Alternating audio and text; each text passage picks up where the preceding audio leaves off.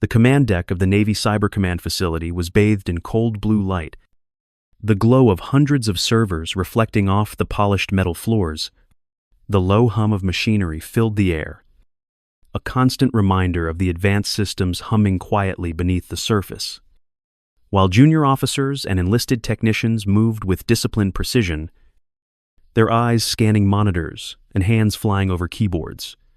In the center of the room, a woman in an olive green flight suit stood perfectly still, her tablet held lightly in one hand, as her eyes traced complex schematics with a quiet intensity that seemed at odds with the tension around her. Her uniform bore no insignia or rank, no indication of her authority. Yet there was a certainty in her posture that suggested confidence far beyond her unassuming appearance. Captain David Thorne, 06, entered with the crisp authority of a seasoned officer, his polished boots clicking sharply on the metal flooring. Every line of his uniform was immaculate, the ribbons and medals on his chest catching the cool light as he moved toward her, his voice booming as he demanded that she leave the restricted area immediately. The junior officers froze, glancing nervously between Thorne's aggressive stride and the woman's unwavering calm. Unsure of how to react to the sudden display of command, Thorne's confidence filled the room, yet it collided with her serene stillness, creating a palpable tension that hung in the air, like charged static before a storm. Despite his loud authority, the woman made no move to retreat or respond. Her gaze focused entirely on the holographic display in front of her. Tracing lines and nodes with measured attention, Thorne's presence seemed almost theatrical in contrast. The sharp angles of his gestures and the force behind his words, emphasizing a style of command rooted in intimidation and visible power. The contrast drew the attention of everyone on the deck, their curiosity piqued by her lack of reaction, as if the world had narrowed to her quiet observation against his overt control. The room held its breath, caught between the spectacle of rank and the intrigue of an unknown professional whose composure suggested a depth of capability yet unseen. Every movement on the deck was magnified in the cold glow, the hum of servers providing a constant backdrop to the silent standoff. The woman's steady focus and methodical examination of the tablet created a sense of understated authority, a quiet force that seemed to ripple through the room even as Thorne's voice filled it. Junior officers and technicians exchanged fleeting glances, sensing a story unfolding that went beyond uniforms, medals, or titles. A lesson in presence and restraint silently playing out before them. Suspense lingered in every corner as the audience was invited to question who she was, why she remained untouched by Thorne's commands, and what power might truly lie beneath that calm exterior. Captain David Thorne's face flushed with rising anger as he closed the distance between himself and the unidentified officer. His polished boots striking the metal flooring with sharp authority, he reached out and pressed her against the cold steel of the server rack. His imposing size and commanding presence meant to intimidate and assert control, yet she remained perfectly still, her stance unshaken. Her feet were planted firmly, knees slightly bent, and her weight evenly distributed, displaying a textbook close-quarters combat posture that communicated readiness without aggression. The contrast was immediate and striking, her composed professionalism standing in stark opposition to Thorne's loud, ego-driven display of dominance, creating a palpable tension on the deck. The junior officers and enlisted technicians froze, watching the confrontation with wide eyes, their hands hesitating over keyboards and consoles as uncertainty rippled through the room. Some exchanged nervous glances, sensing the risk of Thorne's aggression but unsure how to intervene, while others instinctively respected the invisible boundary of rank, caught between protocol and instinct. In the shadows near the aft entrance, Commodore Robert Jennings observed quietly, his experience immediately recognizing the signs of advanced training and controlled composure in the woman before him. Her calm, deliberate posture suggested not only expertise, but a deep familiarity with military protocol and situational awareness, a level of mastery few officers possessed. Thorne's voice filled the command deck, booming over the hum of the servers as he demanded answers and obedience. Yet his words seemed almost swallowed by the calm authority emanating from the woman.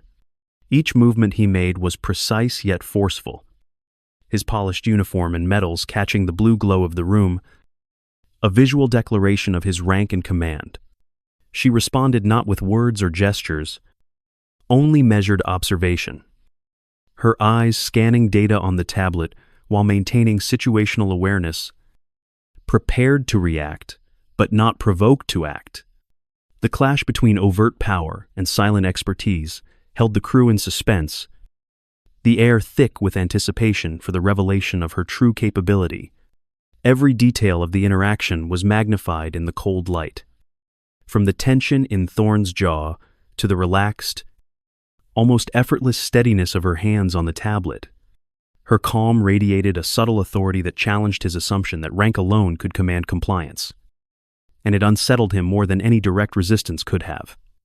The technicians and officers watched as the deck became a stage for a silent lesson in discipline, restraint, and true competence. Each aware that something extraordinary was unfolding, Thorne's arrogance collided with unspoken skill. And for the first time, the room felt the weight of authority earned through mastery rather than displayed rank. The tension in the command deck remained thick, with every officer and enlisted member sensing the contrast in energies, some with fear, some with awe. Thorne's every action seemed exaggerated against her quiet poise, emphasizing his over-reliance on intimidation and his lack of awareness of the professional depth he faced. The woman's silent control created an almost magnetic focus, drawing attention and respect without a word, signaling to those watching that competence existed independently of visible rank or decoration. Suspense built in every glance, every movement. As the crew braced to witness the extent of her expertise and the inevitable shift in power dynamics, the command deck erupted into controlled chaos as the Cberus network began its sudden collapse, cascading through every linked system and holographic display. Red warning lights flashed across the deck, alarms blaring, as junior officers and enlisted technicians scrambled to regain control, fingers flying over keyboards. While their attempts to override the lockdown repeatedly failed, console outputs became incomprehensible streams of error codes, forcing personnel to follow emergency procedures, radioing commands through secure channels, and attempting sequential failsafes in line with Navy operational protocol. The room vibrated with the mechanical hum of the failing systems, punctuated by synthesized evacuation, alerts that echoed with a cold, robotic insistence, amplifying the growing sense of urgency. Technicians moved frantically between consoles, attempting to isolate the fault while monitoring system redundancies and secondary network nodes, but each step seemed only to exacerbate the overload. Junior officers shouted orders to each other in clipped, procedural language, using precise terminology for network nodes and simulated fleet assets. While Captain Thorne's commands became frantic, his authoritative voice unable to restore stability, the holographic war map flickered violently, dissolving the carefully plotted positions of simulated fleet units into a swirl of chaotic red static, creating the impression of a real-time strategic meltdown. Every procedural check and redundant command sequence was met with failure, emphasizing the severity of the cascading system's collapse and the limitations of even the most disciplined personnel under unanticipated crisis conditions. Amid the turmoil, the female officer remained a figure of calm, her eyes scanning the erratic display while her fingers moved deftly across her tablet. Preparing a precise intervention, she retrieved a shielded cable from her flight suit and connected it to the designated maintenance port beneath the console. An action fully aligned with Navy protocols for system recovery in emergency scenarios, her motions were deliberate, fluid, and methodical, translating her knowledge of network architecture into corrective action. as she interfaced directly with the compromised nodes. Unlike the crew reacting in panic, she communicated silently with the system, reading errors and executing targeted commands in a technically accurate manner that demonstrated deep expertise and operational proficiency. The alarms continued their relentless crescendo, lights alternating between harsh red and flickering darkness as backup generators groaned under the load, providing only intermittent illumination. Every officer on the deck felt the intensity of the crisis, the room filled with tension, fear, and the weight of imminent failure as the primary and secondary systems resisted all attempts at control. Junior technicians leaned close to failing consoles, attempting override sequences, while the holographic map's instability suggested a total system blackout could occur at any moment. The female officer's serene focus created a visual counterpoint to the surrounding disorder, drawing attention not through volume or rank but through competence and calculated presence. As she began her sequence of corrective actions, lines of clean code began to appear on her tablet, pushing back against the tide of corrupted data, stabilizing key nodes one by one. Her movements were efficient and precise, integrating both procedural Navy cyber protocol and deep system knowledge, demonstrating the capability to isolate, diagnose, and correct faults at a level beyond the immediate understanding of the frantic crew. Each successful command she executed sent ripples through the network, gradually restoring order, while Thorne's voice became increasingly ineffective, drowned out by the unfolding display of quiet mastery. Observers could only watch in awe as her interventions transformed the deck from a scene of panic to a controlled environment. The contrast between chaos and calm, sharpening the dramatic tension and underscoring the profound impact of her expertise. Within minutes, the system's core nodes stabilized, alarms began to fade, and the holographic map returned to its intended state, showing clear, organized fleet positions once again. The junior officers and technicians, still shaken, began to recognize the significance of her actions. The realization spreading that authority and competence are not always expressed through rank or loud commands. Captain Thorne's presence felt diminished in comparison, his previous confidence replaced by disbelief and restrained apprehension. As he observed the precision and control she wielded effortlessly, the command deck, once consumed by cascading digital chaos, now stood as a testament to the power of disciplined expertise, methodical action, and the critical importance of understanding the system beyond the mere operation of consoles. The female officer moved with deliberate precision, retrieving a shielded cable from her flight suit and connecting it to the maintenance port beneath the console. Her fingers danced across the tablet, executing advanced override commands with gestures and touch inputs that mirrored Navy cyber warfare protocols. Each motion fluid, calculated, and exact. The room, once filled with frantic alarms and flashing red lights, began to respond. Error codes gradually cleared and warning sirens diminished. The holographic war map stabilizing under her expert guidance, every adjustment she made was intentional, each command translating into visible system recovery, the chaos slowly giving way to order under her steady influence. Junior officers and enlisted technicians watched in astonishment as the tide of panic ebbed, their movements slowing as they absorbed her control of the situation. They could see the difference between their rushed, reactive attempts and her calm, methodical interventions. The contrast, highlighting not only her technical mastery, but also her situational awareness and operational composure. Each swipe and tap on her tablet corrected a node, restored a network link, or cleared corrupted data, demonstrating an understanding of the system that transcended basic procedural training. The crew's fear gradually transformed into awe, realizing that authority could be asserted through skill and calm judgment rather than voice or rank alone.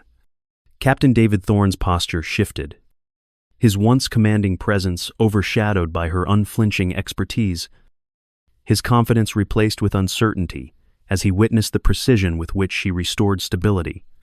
The alarms that had dominated the deck diminished into soft echoes, and the red emergency lights softened as each system responded to her interventions, signaling a turning point in both the crisis and the command dynamic.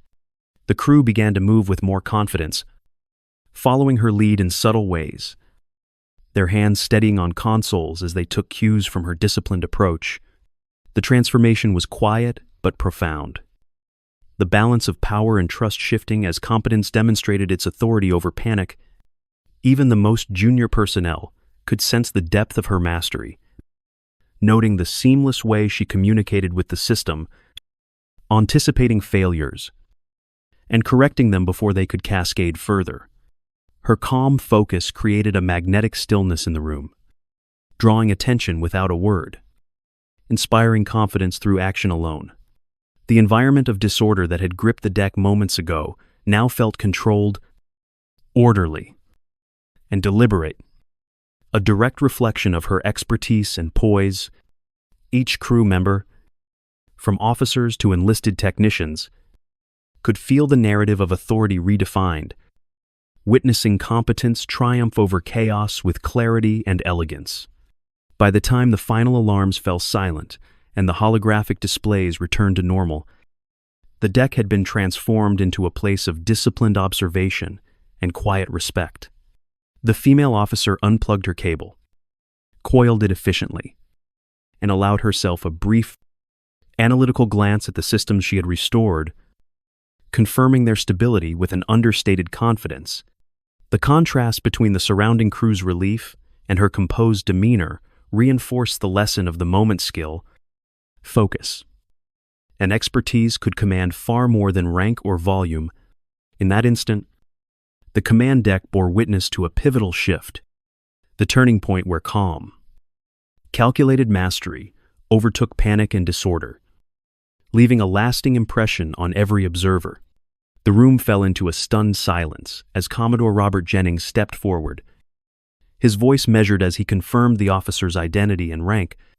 The female officer was revealed to be Admiral Emily Rostova, 09, the lead architect of the Cberus cyber system, her credentials verified with an impeccable service record, multiple distinguished medals, and graduation from the Navy's elite cyber warfare program. Captain David Thorne froze, the gravity of his actions crashing down as he realized he had confronted and physically assaulted a flag officer, violating both protocol and the strict hierarchy of naval command. The weight of the moment settled over the crew, their eyes wide with disbelief, admiration, and awe at the quiet authority now fully recognized before them. Every officer and enlisted member on the deck felt the impact of the revelation. The previously unseen depth of Admiral Rostova's expertise, redefining the room's dynamic. Thorne's confidence evaporated, replaced with shock and a dawning understanding that rank alone could not substitute for knowledge, skill, and mastery. The crew watched as Jennings detailed her achievements, medals, and contributions to advanced cyber operations, emphasizing the authority that came not from presence or volume, but from years of dedication, precision, and intellectual rigor. Awe and respect rippled through the command deck. The realization that they were witnessing not just a senior officer, but a visionary leader in cyber warfare, striking every mind with clarity and intensity. Admiral Rostova remained calm, her demeanor unchanged despite the sudden attention. A quiet testament to her mastery and composed confidence, her poise highlighted the stark contrast between Thorne's loud, reactive behavior and her deliberate, methodical competence, reinforcing the lesson that true authority is earned through skill rather than assumed through rank. The junior officers and enlisted technicians observed her with renewed focus, recognizing the subtle but undeniable power of competence, discipline, and experience in guiding outcomes under pressure. Each person on the deck, absorbed the significance of her presence. Understanding that she had not only controlled a catastrophic system failure, but also silently commanded respect through expertise alone.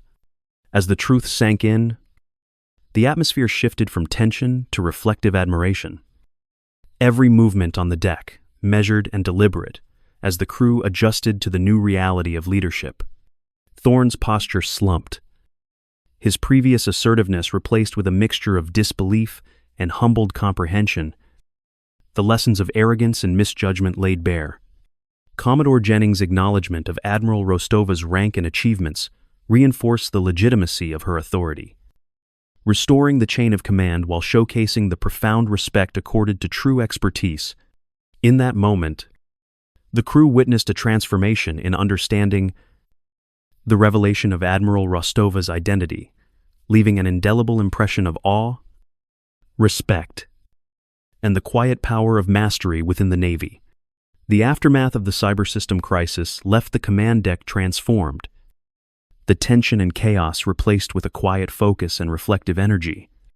Captain David Thorne, 06, had been relieved of command and quietly reassigned to a logistics post, a move that maintained his safety and dignity while enforcing Navy protocol and accountability. The crew adjusted to his absence, recognizing the consequences of arrogance and the importance of humility and leadership. While the space he once dominated now served as a place of observation and learning, his reassignment was a subtle but clear message about the weight of responsibility and the value of measured judgment over ego-driven authority. Admiral Emily Rostova moved deliberately across the deck, her presence commanding respect without demanding it. Mentoring junior officers and enlisted technicians with patient observation and targeted guidance, she stopped at consoles, reviewing work, asking probing questions that encouraged the crew to see the system not just as a set of tools, but as an interconnected ecosystem that required understanding, foresight, and collaboration. Each interaction was purposeful, reinforcing lessons about calm, problem-solving, efficient communication, and the importance of technical mastery paired with disciplined judgment. Her mentorship created a ripple effect, inspiring confidence and curiosity, while modeling the subtle power of knowledge and quiet authority. Junior Officer Miller followed her closely, absorbing the nuances of her guidance and the precision with which she navigated complex systems under operational protocols. He noted the way she anticipated potential failures, adjusted commands with foresight, and encouraged the crew to question assumptions while adhering to procedure. The subtle lessons of patience, observation, and disciplined intervention left a lasting impression, demonstrating that leadership was as much about enabling others as it was about individual action. Miller began to internalize the principle that true competence combined technical skill with situational awareness and the humility to listen and adapt, forming a model for his own future service. Across the command deck, a cultural shift took hold as the crew recognized the power of quiet, capable professionals and the importance of humility and efficiency in leadership.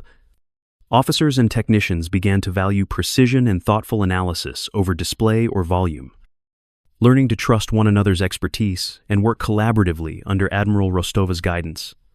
The contrast with Thorne's former arrogance highlighted the lessons vividly, reinforcing that authority built on skill and integrity commands respect more effectively than authority built on ego or rank alone. The deck, once a scene of crisis, had evolved into a space of deliberate practice, reflection, and shared understanding, embodying the enduring lesson that leadership is most effective when grounded in competence, composure, and respect. Admiral Rostova's presence remained quietly influential, not through pronouncement, but through consistent demonstration of professionalism, mastery, and foresight. Her mentorship inspired the crew to approach challenges methodically, to value thorough understanding, and to recognize the latent strengths within themselves and their colleagues. By observing her example, The officers and enlisted personnel learned to recalibrate their assumptions about authority, realizing that competence is not always loud, and that the most significant impact often comes from understated, skillful action. The transformation of the deck and the crew underscored a fundamental truth of naval service. Enduring leadership is defined not by commands shouted, but by the quiet, precise, and effective execution of duty. The long-term effects of Admiral Emily Rostova's actions rippled throughout the Navy Cyber Command facility, leaving a legacy of respect, competence, and quiet authority. A small plaque, known as Admiral's Corner, was placed at the site where she had first demonstrated her mastery, serving as a symbolic reminder of the lessons learned during the crisis and the value of understated, expert action. Officers and enlisted personnel alike would pause at the corner before simulations or critical operations, reflecting on the importance of observation, precision, and humility. Internalizing the cultural shift she had inspired, the plaque became more than a marker. It was a touchstone for behavior, a subtle yet enduring influence on institutional culture. At the Naval Academy, instructors incorporated the incident into leadership and ethics courses, using it as a case study to teach midshipmen about the dangers of ego-driven assumptions and the necessity of respecting expertise. Students analyzed the sequence of decisions, the crew's responses, and Admiral Rostova's interventions, learning that authority rooted in competence commands far more than rank alone. Lessons emphasize situational awareness, methodical problem-solving, and the importance of mentoring and cultivating talent in others. Connecting the real-world consequences of arrogance to professional development, the story became a staple example, illustrating that true leadership combines technical mastery, patience, and the ability to guide without dominating. Privately, Admiral Rostova shared an annotated copy of the Cberus source code with Junior Officer Miller, a gesture reflecting deep trust and the intentional passing of knowledge to the next generation. The exchange was conducted with strict adherence to Navy protocols and cybersecurity procedures, demonstrating both professional integrity and mentorship. Miller studied the code carefully, gaining insight not only into the system, but also into the philosophy of leadership that Admiral Rostova embodied: calm, precise, and responsible stewardship of critical knowledge. The moment solidified his understanding of the value of learning from quiet competence, emphasizing that legacy is measured by the knowledge and standards passed forward. The facility itself began to reflect the transformation, with personnel gradually shifting focus from displays of rank and authority to tangible contributions, technical skill, and disciplined practice. New officers and technicians were encouraged to emulate the principles Admiral Rostova demonstrated: observation, preparation, and competence over showmanship. Her influence permeated daily operations, shaping a culture where subtle mastery, mentorship, and professional integrity were honored above loud commands or personal pride. The lasting impact of her actions ensured that her example would resonate across generations, reinforcing the enduring truth that true authority and leadership are defined by skill, foresight, and the quiet guidance of those capable of excellence. The story of Admiral Emily Rostova and the Navy Cyber Command facility offers a clear lesson in the power of quiet competence over loud authority. True strength often lies unseen, and real leadership is earned through careful, precise actions rather than the display of rank, medals, or philuma. Arrogance and ego may command attention temporarily, but lasting respect and influence come from skill, composure, and the ability to guide others effectively under pressure. Observing her interventions reminds us that the most valuable contributors in any organization are often those who act thoughtfully, deliberately, and without seeking recognition. Humility and respect for expertise emerge as central themes, showing that every member of a team, regardless of rank, has something critical to offer. The story encourages reflection on how assumptions based on appearances or hierarchy can blind us to true talent and capability, and how cultivating attentiveness and openness can prevent mistakes. Recognizing and valuing the quiet professionals around us strengthens teams, enhances outcomes, and fosters an environment where competence is acknowledged and nurtured. It also demonstrates that effective leadership includes mentoring, listening, and empowering others to act with confidence and skill. Applying these lessons beyond the military context offers meaningful guidance for personal and professional growth. The principles of observation, patience, precision, and respectful collaboration are universally applicable. Whether managing projects, leading a team, or navigating complex challenges, by prioritizing substance over style and mastery over ego, individuals can create influence that lasts far longer than superficial displays of authority. The story leaves a clear impression that quiet, consistent excellence is the foundation of enduring respect and achievement.